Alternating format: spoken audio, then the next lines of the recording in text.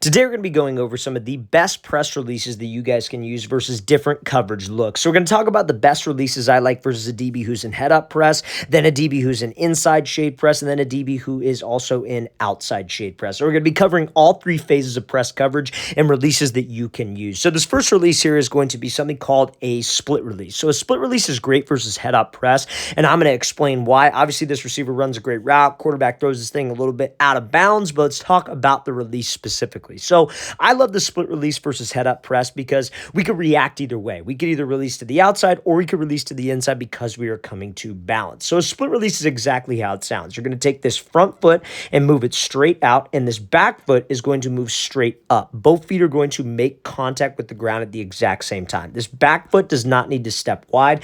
A lot of people think that this back foot needs to step crazy wide on a split release. It does not. Bring it straight up and you step wide with your front foot. And notice how he does not cross that line of scrimmage. So now we're in this balanced position. The reason why I love this against head-up press is we could react either way. Like I said, if this DB jumps to the inside hard and tries to take away the inside release, because both cleats are in the grass at the exact same time, I could push off of this foot and take the outside release. He stays home, and I want to take an inside release, like specifically on this like box corner where you go in 5, up 10, break to the corner. I would love an inside release. Ideally, we want an inside release. So if he just sits there, I could push off of that outside foot and go. But the other great part about the split release is that you could sell in a direction. Both cleats are in the grass at the same time, so you could sell with your upper half to try to get a DB to be off balance or to jump. So when he splits, you see how his hips and his shoulders are almost turning towards the sideline. That's a way to get that DB to hesitate, take one little extra step, and that can get a separation. Same thing. If he's head up and I split, I could also have my hips and my shoulders sell to the inside and almost sway with that upper half to get some separation. So could you use a split release versus inside shade or outside shade? Absolutely, but I love it against head up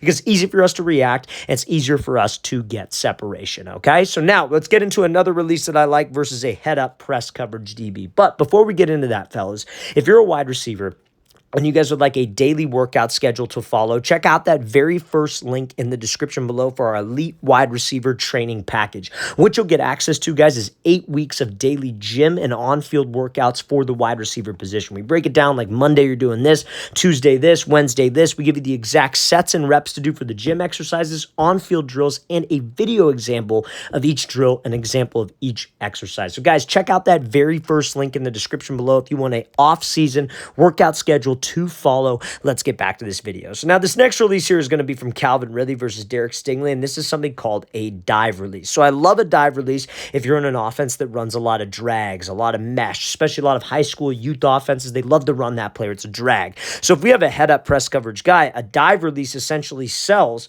like you are running a drag and trying to get him to overcommit, because a drag is a very threatening route versus a DB in man-to-man, especially head-up man. Not so much inside shade, not so much outside shade, but if it's man-to-man, he does not want to chase us across the field. So a dive release is where you take either 2 or 3 steps hard, crossing this DB's face to try to get him to crash down. It's almost like the opposite of a diamond release, okay? So Ridley builds this off of a split release. You see how he does that same split that the last receiver did, where his back foot comes up, his front foot kind of goes out. Maybe it's off of a jab step in a sense, but it's 2 to 3 steps on a dive release, crossing this DB's face, selling like we are running a drag. So I would consider that probably step 1. So that's 1, 2, 3, puts the brakes on here. Now, when we do this dive release, it is very, very important that we sell the drag with 3 specific things. Number 1, we need long strides. A lot of guys will do this dive release because it's kind of a hesitation, or not a hesitation release. They're a little hesitant on the release because what if this DB doesn't crash? I'm going to end up running back into him.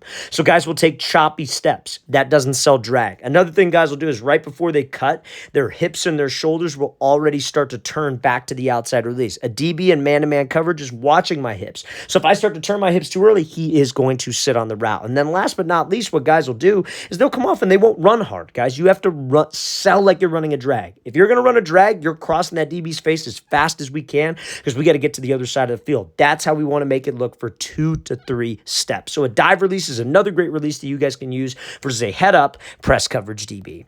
Okay, so now this is going to be called a hesitation triple step release, okay? So this is going to be from a stance switch position. Do you have to do it from a stance switch position? No, but this is a great release that you guys can use when you have a DB who's lined up outside shade in something called catch technique. So catch technique is a form of press. They call it catch man. You got press man where he's right up on the line. Then you have catch man where he's like maybe 2 to 3 yards off. Then you have off man where maybe he's like 7 to 8 yards off, right? So this is catch man. So anytime we have a DB who's 3 yards away, what do you think we got to do with that 3 yards of space, or even like 3 to 5 yards of space? We have to close the distance. We have to get to his toes. Now, not every time can I just run at the DB full speed, give him a quick cut, and then go. Maybe we could change up the tempo a little bit, and that's where this release goes. So it's a hesitation, skip, triple step release, okay? So hesitation, skip, triple step release. I'm going to play at full speed. So he comes off, hesitates, 1, 2, 3.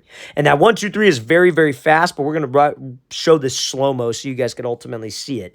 But when we come off the ball here, so your first step, his first step is with his right foot. That's the hesitation step. So if your right foot was up, let's say your inside foot was up, you would hesitate off of your second step. You take a step with your left foot, then you would hit the right foot and you'd take the hesitation skip in a sense. Now, a hesitation skip is just a double step with the same foot. That's at least how I think of it, right? So he comes off the ball, steps with his right foot, steps with his right foot again. You see how he takes 2 steps with his right foot. That is the change in tempo.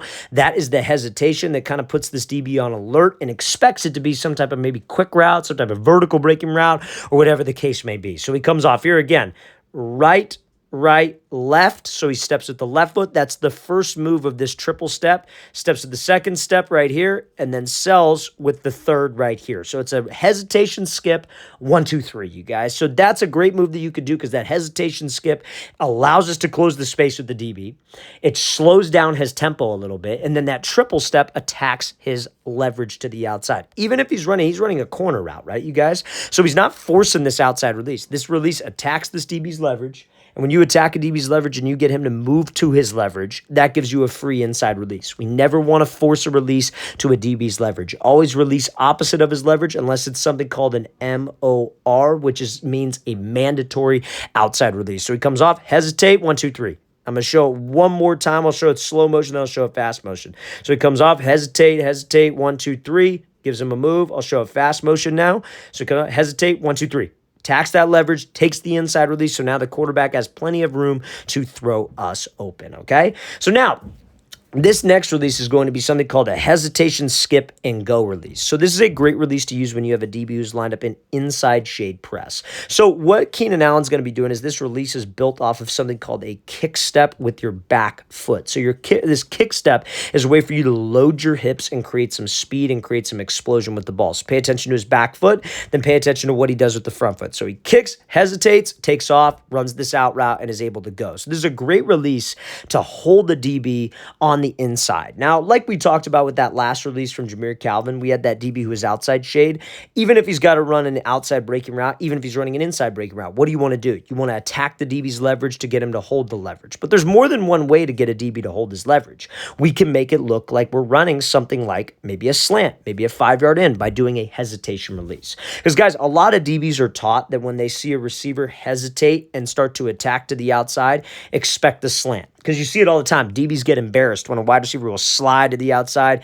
DB jumps, he throws a move on, then he runs a slant, and he's got him. So DBs are taught, when you see this hesitation to the outside, sit, hold that leverage, expect him to come back to the inside. So as a receiver, we can use that to our advantage. So Keenan Allen, like we said, is a hesitation, skip, release. He kicks with this back foot. That loads up his hips, and that puts him in an explosive position. Then he's going to take a hop with his right foot.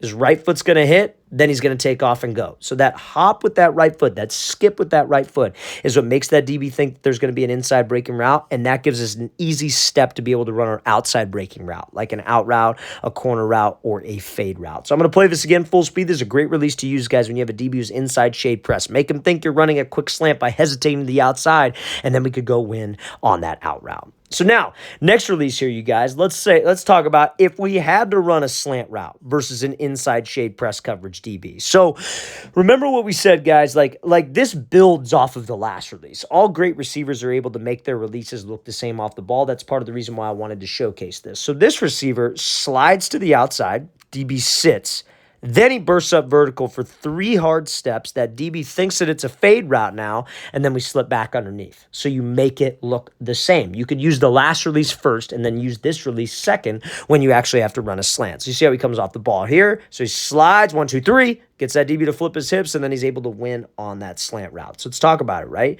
So he comes off, he gives a little jab with this inside foot. He pushes off of it, hesitates. You see how he takes that double step right with the right foot, hesitates a little bit. DB's holding that leverage, expecting it to be a slant route, and then he turns it into a diamond release. A diamond release is where you take 3 steps, like I said, at the DB's outside shoulder, outside hip to make him think you're running a fade, but it builds off of that hesitation. That tempo change makes the DB think, oh crap, he's just doing that hesitation and go release like we just went over. No way he would throw 2 separate moves. 1, 2, 3, get that DB to open up the gate, we put the brakes on, and then we end up able to run this slant. It's obvious why we use this release, you guys, because when we have a DB who's lined up inside shade, I can't just get to the inside of him, especially on a 3-step slant. We can't do that because if we force it, he's going to get hands. He's going to reroute me inside. I'll be right on top of my other receivers, and the timing will be off. So you have to attack his outside shoulder and have to attack his outside hip. This is just something extra. Could you just do the diamond release? Probably, but this is another more advanced way to be able to beat that press coverage inside shade guy when we got to run a slant or a 5-yard in.